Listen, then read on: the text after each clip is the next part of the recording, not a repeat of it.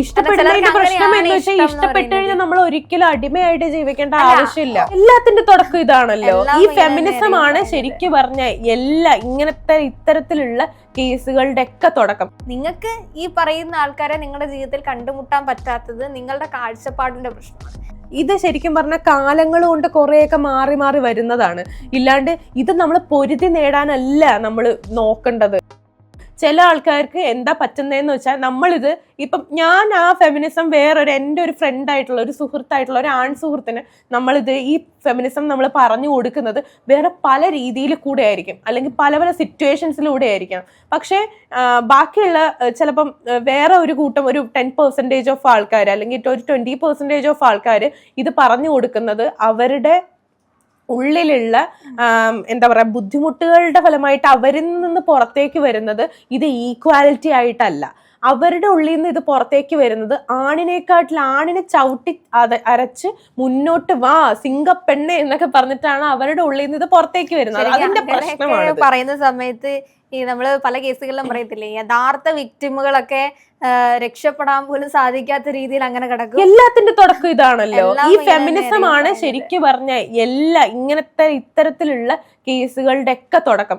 അങ്ങനെയാണ് ഈ ഫെമിനിസം പറഞ്ഞ് അത് മൂർച്ഛിച്ചിട്ടാണ് ശരിക്കും പറഞ്ഞ ഫേക്ക് കുറെ സ്റ്റോറികൾ തുടങ്ങി വെച്ചത്. അതായത് തെറ്റാണെന്നല്ല, പറയുന്ന ആൾക്കാരുടെ അതാ ഞാൻ പറഞ്ഞത്. യഥാർത്ഥ ഫെമിനിസം എന്ന് പറയുന്നത് അവരുടെ റൈറ്റുകൾ പറയാം, എന്നാൽ ഈക്വൽ ആയിട്ട് ചിന്തിക്കണം, അല്ലെങ്കിൽ ആൺ പെൺ വ്യത്യാസമില്ലാതെ പെണ്ണായതുകൊണ്ട് നീ ഇവിടെ പറയാൻ പാടില്ല, അല്ലെങ്കിൽ നീ ഒരു പെണ്ണായതുകൊണ്ട് ഇത് ചെയ്യാൻ പാടില്ല, നീ ഒരു പെണ്ണല്ലേ, ആ ഒരു ചോദ്യങ്ങൾക്കാണ് ഇതൊക്കെ കാലങ്ങൾ കൊണ്ട് കുറെയൊക്കെ മാറി മാറി വന്നിട്ടുണ്ട്. ഇല്ല എന്നുള്ളതൊന്നും നമുക്ക് പറയാൻ പറ്റില്ല. ഇത് ശരിക്കും പറഞ്ഞ കാലങ്ങൾ കൊണ്ട് കുറെയൊക്കെ മാറി മാറി വരുന്നതാണ്. ഇല്ലാണ്ട് ഇത് നമ്മൾ പൊരുതി നേടാനല്ല നമ്മൾ നോക്കേണ്ടത്. ഇത് നമ്മൾ ഫൈറ്റ് ചെയ്ത് നമ്മൾ പ്രൊട്ടസ്റ്റ്, അതിനെതിരെ #, ഇട്ട് നമ്മൾ സോഷ്യൽ മീഡിയയിൽ കൂടി ഇത് വിൻ ചെയ്യേണ്ട ഒരു കാര്യമല്ല ഫെമിനിസം എന്ന് പറയുന്നത്. ഇത് ആളുകളുടെ ഉള്ളിലേക്ക് ഇൻജക്ട് ചെയ്ത് കൊടുക്കേണ്ടത് സ്നേഹത്തിന്റെ രൂപേണ മാത്രമാണ്. നമ്മൾ ആ രീതിയിൽ മുന്നോട്ട് വന്നാൽ മാത്രമാണ് നമ്മൾക്ക് ഈ ഈക്വാലിറ്റി ഒക്കെ നമുക്ക് കിട്ടുള്ളൂ.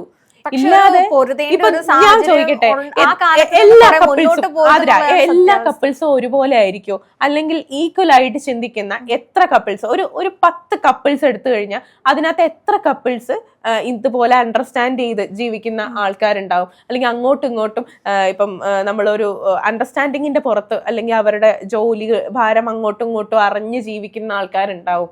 എത്ര പേര് ആണുങ്ങളുടെ താഴെയാണ് പെണ്ണുങ്ങൾ എന്ന് ചിന്തിക്കുന്ന ആൾക്കാരുണ്ടാവും. ഇതിനകത്ത് പെൺകുട്ടികളും ചിന്തിക്കുന്നുണ്ട്, അവരെക്കാട്ടിലും 2-3 പടി മുന്നിലാണ് ആൺകുട്ടികൾ, അപ്പൊ അതുപോലെ അടിമേനെ പോലെ ഞങ്ങൾ നിൽക്കണം എന്ന് ചിന്തിക്കുന്ന ആൾക്കാരും ഇപ്പൊ ഉണ്ട്. ഒരു പ്രശ്നമാണ് ഇഷ്ടപ്പെടുന്നതിന്റെ പ്രശ്നം എന്ന് വെച്ചാൽ ഇഷ്ടപ്പെട്ടു കഴിഞ്ഞാൽ നമ്മൾ ഒരിക്കലും അടിമയായിട്ട് ജീവിക്കേണ്ട ആവശ്യമില്ല. ഒന്നാമത്തെ പ്രശ്നം എന്താണെന്നറിയോ, അത് എനിക്കത് ഇഷ്ടമാണ്, എന്റെ പാർട്ണർ എന്നെ അടിക്കുന്നത് എനിക്ക് ഇഷ്ടമാണ്, എനിക്ക് അയാളുടെ അണ്ടറിൽ ജീവിക്കുന്നതാണ് ഇഷ്ടം. ആ രീതിയിൽ പുള്ളിയുടെ ഈ പറയുന്ന എല്ലാ കാര്യങ്ങളും നോക്കി, പക്ഷേ എനിക്ക് പ്രിവിലേജസ് ഒന്നും എടുക്കണ്ട, അല്ലെങ്കിൽ എനിക്ക് പറയുന്ന ഇക്വാളിറ്റി ഒന്നും വേണ്ട, അത് എൻ്റെ ഇഷ്ടം, ഞാൻ അവിടെ അങ്ങനെ ജീവിച്ചോണം. പക്ഷെ ഞാൻ വന്നിട്ട് എൻ്റെ മക്കളോടും അതേപോലെ തന്നെ അപ്പുറത്തെ സൊസൈറ്റിയോടും പറയുന്നതാണ് ഇതാണ് നല്ലത്, ഇതാണ് നല്ലൊരു സ്ത്രീത്വത്തിന്റെ ലക്ഷണം. ഇങ്ങനെ ഞാൻ പറയാൻ പോയി കഴിഞ്ഞാൽ അവിടെയാണ് ഈ പറയുന്ന പ്രശ്നമുള്ളത്. എനിക്ക് ഇങ്ങനെ സംസാരിക്കുന്ന ആൾക്കാരെ തോന്നിയിട്ടുള്ള ഒരു കാര്യമാണ്, ഇപ്പൊ ഒരു സെലിബ്രിറ്റിയുടെ കുറെ കാലം മുമ്പ് ഒരു ഭയങ്കര വൈറലായ ഒരു കാര്യമാണ്, ഞാൻ വീട്ടിൽ പോയി കഴിഞ്ഞാൽ മാത്രമേ എൻ്റെ ഭർത്താവിന് ആഹാരം കഴിക്കാൻ പറ്റത്തുള്ളൂ, ഞാൻ വിളമ്പി കൊടുത്താൽ മാത്രമേ കഴിക്കുള്ളൂ, അതാണ് എനിക്കിഷ്ടം. അത് ഓക്കെ, അത് ഞാൻ എൻ്റെ ലൈഫിൽ അങ്ങ് വെച്ചോണം. അത് ഞാനൊരു പുതു ഇടത്തിലേക്ക് വന്നിട്ട് ഇതാണ് ഒരു നല്ല സ്ത്രീയുടെ ലക്ഷണം എന്ന ടാഗോടി സാധനം പറയുമ്പോഴാണ് പ്രശ്നം. അത് ആൾക്കാർ മനസ്സിലാക്കുമ്പോൾ ആ രീതിയിൽ മനസ്സിലാക്കണം. അത് അവരുടെ ലൈഫാണ്, അത് അവര് അങ്ങനെയാണ് ജീവിക്കുന്നത്. നമുക്ക് വേണ്ട കാര്യങ്ങൾ മാത്രമേ നമ്മൾ എടുക്കാവുള്ളൂ. ഇതിനകത്ത് ഏറ്റവും വലിയ ഉദാഹരണം ഞാൻ പറഞ്ഞുതരാം. ഞാൻ പറഞ്ഞുതരാം. കാരണം നമ്മുടെ സ്ക്രോളില്, നമ്മുടെ സോഷ്യൽ മീഡിയ ഫീഡില്, ഫേസ്ബുക്ക് തന്നെ നമുക്ക് എടുക്കാം, അല്ലെങ്കിൽ നമുക്ക് ഇൻസ്റ്റയോ അങ്ങനെ ഏതെങ്കിലും ഒരു നമ്മളിങ്ങനെ സ്ക്രോൾ ചെയ്ത് പോകുമ്പോൾ നമുക്ക് ഇഷ്ടമുള്ള കാര്യങ്ങളായിരിക്കും നമുക്ക് സ്ക്രോളിൽ വരുന്നത്. ഇല്ലാത്തുള്ള കാര്യങ്ങൾ നമുക്ക് വന്നു കഴിഞ്ഞാൽ ഒരു 2-3 പ്രാവശ്യം നമ്മൾ അടുപ്പിച്ച് സ്കിപ്പ് ചെയ്ത് കഴിഞ്ഞാൽ ആ ഫീഡ് അങ്ങ് ക്ലിയർ ആയിക്കോളും. ഈ അടുത്തിടയ്ക്ക് ഈ പറയുന്ന സോഷ്യൽ മീഡിയയിൽ ട്രെൻഡിങ് ആയി കൊണ്ടുവരുന്ന ഒരു കാര്യമായിരുന്നു സൗഭാഗ്യയുടെ വീഡിയോകൾ എന്ന് പറയുന്നത്. സൗഭാഗ്യയുടെ വീഡിയോകളുടെ ഒരു പ്രത്യേകത, പിന്നെ ഞാൻ അതിനൊരു പരിവർത്തനപ്പെട്ടു പോകുന്നതായിട്ട് ഞാൻ കണ്ടു. ഇങ്ങനെയാണ് നമ്മുടെ പെൺകുട്ടികൾ വേണ്ടത്, ഇപ്പോഴത്തെ കുറെ ആൾക്കാരുണ്ട്, അവർക്ക് വീട്ടിലെ ജോലി ചെയ്യാൻ പറ്റില്ല, അല്ലെങ്കിൽ ഇങ്ങനെയാണ് അവരുടെ പ്രൊഫഷൻ. അവിടെ ഒരു കമ്പാരിസൺ വന്ന് പോയിട്ട് നല്ല സ്ത്രീകൾ ഇങ്ങനെയാണ്, മോശം സ്ത്രീകൾ അങ്ങനെയാണ്, അങ്ങനെ ഒരു ടാഗ് കമന്റ് സെക്ഷൻ ഫുള്ളും. ഞാൻ പിന്നെ സൗഭാഗ്യയുടെ കമന്റ് സെക്ഷനിലൊക്കെ നോക്കുന്ന സമയത്ത് ഇതാണ് ഉത്തമയായ സ്ത്രീ, ഉത്തമയായ ഭാര്യ, ഉത്തമയായ പെൺകുട്ടി. ആ ഒരു ഉത്തമം എന്ന് പറയുന്നത് ആ വീഡിയോക്കകത്തിൽ സൗഭാഗ്യ വീട്ടിലെ ജോലികൾ ചെയ്തിട്ട് പിന്നെ ബാക്കി പ്രൊഫഷൻ കാര്യങ്ങൾ നോക്കി. അപ്പോൾ വീട്ടിലെ പണ്ട് നമ്മൾ കണ്ടു ശീലിച്ചൊരു കാര്യമായിരുന്നു ഈ കാലികളെ വളർത്തുന്നത്, അതേപോലെയുള്ള കാര്യം.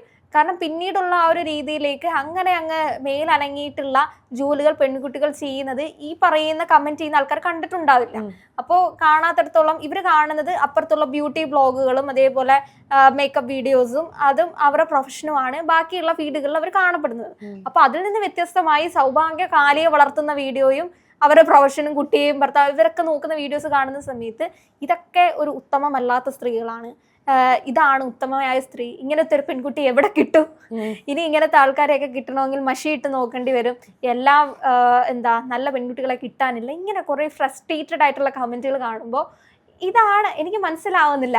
നിങ്ങൾ എങ്ങനെ ഈ കമ്പയർ ചെയ്ത് പോകുന്നത്? അതായത് ഇങ്ങനെയുള്ള ആൾക്കാരാണ് മിക്ക ജോലി ചെയ്യുന്ന പെൺകുട്ടികളും ഇങ്ങനത്തെ ഉള്ള ആൾക്കാരാണ്. അവര് ചിലപ്പോൾ കാലീനെ ഒന്നും വളർത്തുന്നുണ്ടാവില്ല, പക്ഷെ അവർക്ക് അവരുടേതായിട്ടുള്ള ബുദ്ധിമുട്ടുകളുണ്ട്.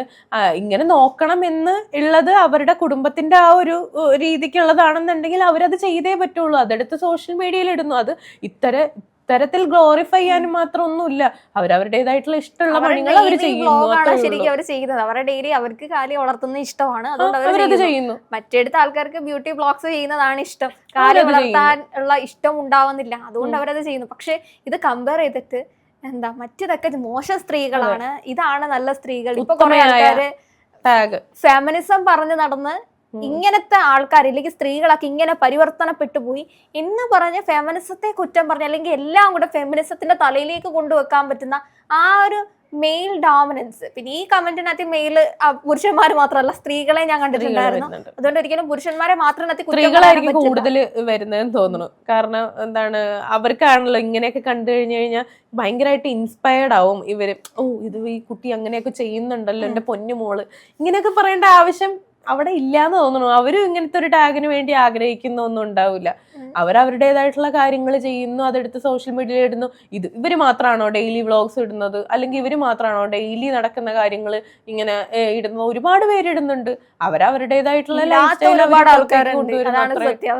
അതാണ് ഇടാത്ത ആൾക്കാർ എന്തൊക്കെ ചെയ്യുന്നു എന്നുള്ളത് ഈ ഉത്തമയായ ഭാര്യ എങ്ങനെയായിരിക്കണം എന്നൊക്കെ പറയുന്ന ആൾക്കാർ അറിയുന്ന പോലും ഉണ്ടാവില്ല.